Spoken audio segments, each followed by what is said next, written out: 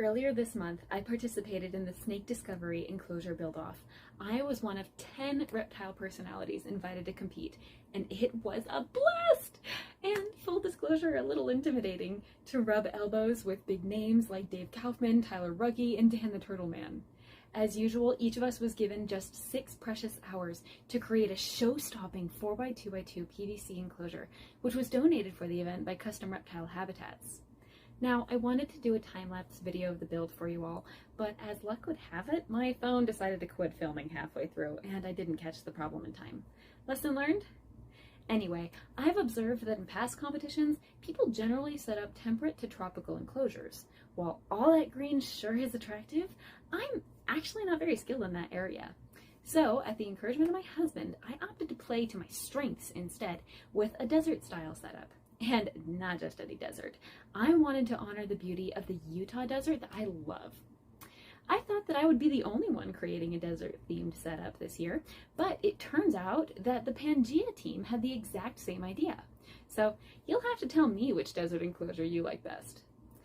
Another observation that I made from past competitions while I was preparing for this thing was that foam backgrounds take up a huge chunk of the limited build time. So I decided to just skip that entirely.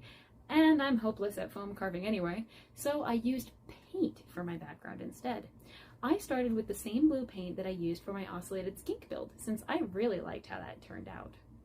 That actually still ended up taking a couple of hours, as the paint roller I was using didn't lay down paint very evenly, so I had to apply several coats to get the color just right.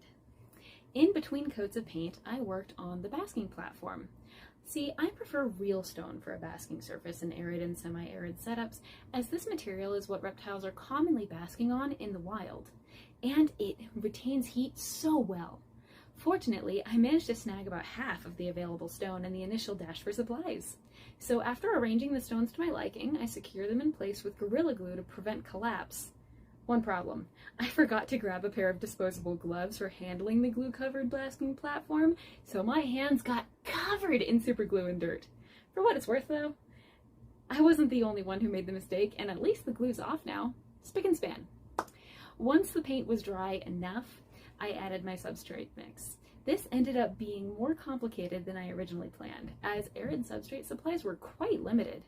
I hoped that maybe red sand would be available, but there was only white sand, excavator clay, Biodude Terra Sahara, and Biodude drainage materials available, which is quite a bit, just not quite what I was looking for. So I had to reconfigure my plans on the spot, and you know, limited materials is a big part of the challenge of the build-off, but I had to do this mental math fast, since I had to lay claim to my materials in one mad dash immediately after the start of the competition. We ended up actually calling the table of supplies the cornucopia for you Hunger Games fans out there.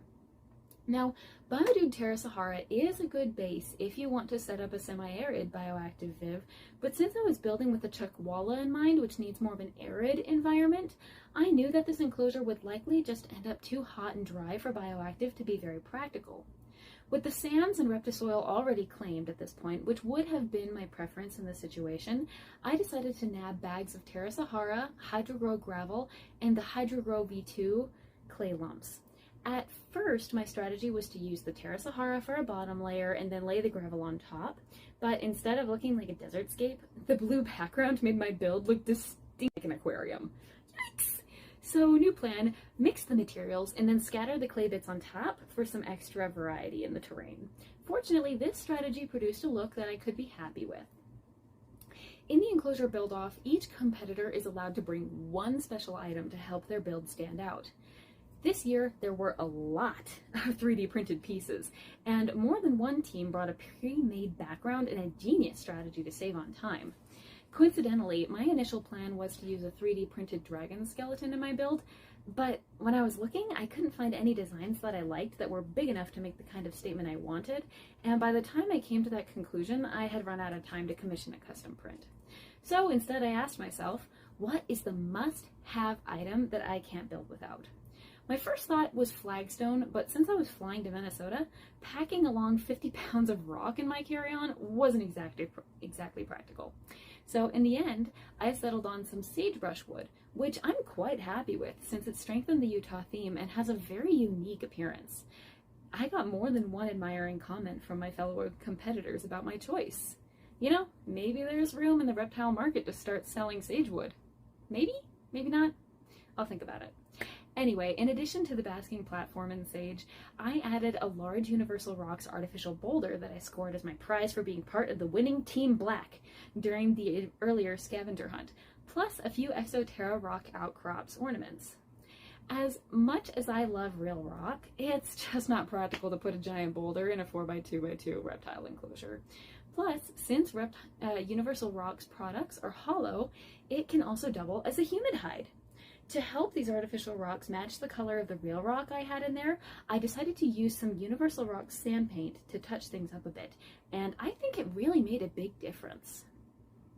In the last hour of the competition, almost everyone was more or less finished figuring out their builds, and was basically preoccupied with the finishing touches, so a lot of their unused supplies returned to the table. This was my moment to strike. So I snagged some last-minute flagstone, manzanita pieces, mangrove twigs, and even an ice plant, which was an absolute godsend, because my landscape desperately needed a pop of green. I also spent this time using a mixture of sand paint and non-toxic wood glue to camouflage as much of the leaked Gorilla Glue in between the rocks of my basking platform at this point, or at least as much as I could reach. Then, just like that, my 6 hours of build time were up, and this was the final result. I originally designed this enclosure with a small common chuckwalla Sauromalus ater in mind, since they're native to Utah, but they're not exactly common pets. I think it could suitably house other desert species less than 18 inches long, such as collared lizards or small uromastyx, pretty well. A desert iguana would also likely do well on this build, and they're pretty cute. Voting for Best Enclosure on Snake Discovery's channel is currently open, so if you appreciate a desert enclosure designed both to please the eye and provide an enriching, fully functional reptile habitat, click the link in my profile to vote for me.